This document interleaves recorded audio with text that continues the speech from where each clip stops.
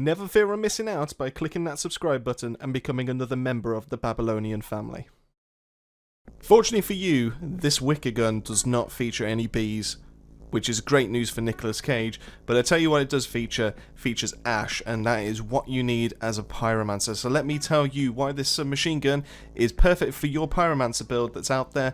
But first, Babylon is now partnered with Raffled Up, the one-stop shop to have the chance at scoring yourself some great tech at a low price. Raffled Up has made over 1,800 people happy with their competitions, ranging from store credit, GPUs, VR sets, and even full-on PC rigs to take your game into the next level. Keep your eye out for mega bundle competitions too for your chance to win several £1,000s worth of gear, all for less than the cost of a chippy. If you fancy your chances, make sure to use our partner code in the description below and save yourself some money while also supporting us as a channel. Best of luck and enjoy the content. That's right, welcome ladies and gents, I am Songs of Rays, I am back with another legendary guide to bring to you, and today we are looking at the Wicker submachine gun. Now this brings to the table the tier 3 mod of Ultimate Ashen Bullets, where it simply just shots inflict ash on enemies, and this refreshes every single second.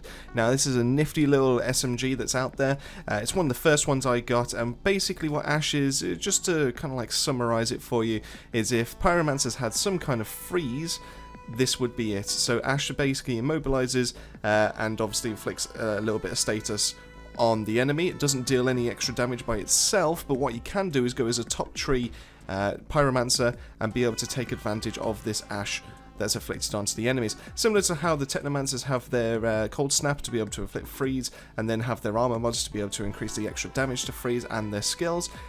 The Pyromancers use it in the exact same way, so they've got their own version for it as well. As always, we're going to go through the stats of this. So this rolls with Armor Pierce, Status Power, and Skills Life Leech. Now this kind of does work for a Pyromancer. Now the Armor Pierce is a bit negligible there and there, but the Status Power, because you're inflicting burn on the regular, would be great, and the Skills Life Leech, so that every time you cast one of your fire skills out there, you're healing a little bit, which sometimes the Pyromancer does struggle a little bit with able to recover their health. So the fact that they can do it from just using their skills rather than actually just getting kills out there, it definitely helps out quite a bit. Now the other stats that this gun comes with is a standard clip size of 50. It has quite a high rounds per minute of 857. The damage is 2,592 on my 88.8k firepower one. The reload is quite quick at 1.3 seconds, and the crit multiplier is a nice 150%. Now, what I did find when I was using this, and you'll get to see in the gameplay as it goes on, because I wanted to show you how it looks like with a build, an actual firepower build, but granted this is being used on a Technomancer, was the fact that because I'm able to consistently replenish my magazine and I'm not running out, this ended up feeling like having an A10 Warthog in my hands. It was just basically like a Gatling gun. I could just hold down the trigger, and I don't necessarily have to look down the sights. I can just hold down the trigger and everything will just get wiped in front of me. Now part of that is down to the Technomancer build that I'm using, which obviously spreads a little bit of damage that's out there, and I didn't change any of the mods that this came with. So this did come with a tier 1 mod of Ricochet, where every single second a shot would ricochet to another enemy within 5 meters of the target, so that kind of also fed into it and helped out. But yeah, this ended up just chewing through the mobs, which I was quite surprised at, really. I mean, don't get me wrong, submachine guns are okay, you can actually get a couple of nice builds with it, but a Technomancer that's designed to be able to be at long range, so to have an SMG that the damage really falls off harshly if you are too far away. You want to be up close with this one, you want to be able to take the full advantage of this, and I'm pretty sure at some point this was granted on a CT10, where obviously it does downgrade your skills and it does downgrade your gear. I'm pretty sure I was seeing like 100k hits at one point, so this can deal quite a bit of damage even on a Technomancer, so I can only imagine what this would do on a level 50 Pyromancer. So when we look at this gun, what are the strengths of it? Well, the tier 3 mod is brilliant. I ended up finding this when I first started out. This was one of the first this is one of the first tier 3 mods that I ended up getting in the game, and I was quite surprised as to how effective ash could be. This was before I even found out what that ash was even a status that you can apply, and to find that this was kind of like a freeze alternative that didn't really feed into any of my builds at the time, but it was still nice to be able to just keep them frozen in place just to be able to that. You can obviously now use this to be able to support any kind of Pyromancer teammates that you've got out there. Obviously you can play as a Pyromancer yourself and inflict this. It doesn't necessarily have to be on this gun. You can take this tier 3 mod and put this onto anything. And this was working similar to how if I apply toxic on my toxic rounds onto any gun for my Technomancer, I don't necessarily need the blighted rounds to be able to benefit from the extra damage that my class can actually give. So it does free up a little bit of versatility in your classes. So you can necessarily go away from having the Pyromancer's kind of firepower build for the extra rounds that they have in terms of skills, and you can just end up using this top tree Pyromancer and just effectively go out there, freeze everything, or ash everything, but I'm just going to refer to it as freezing because they just can't move, and then just benefit from applying vulnerable and just getting an extra damage bonus that's on there as well. So this does actually work out really nicely as a little tier 3 mod for a Pyromancer, and it's probably one of the better ones that are out there. Now, as with most SMGs, where this does fall a little bit short is just the pitiful range that this has.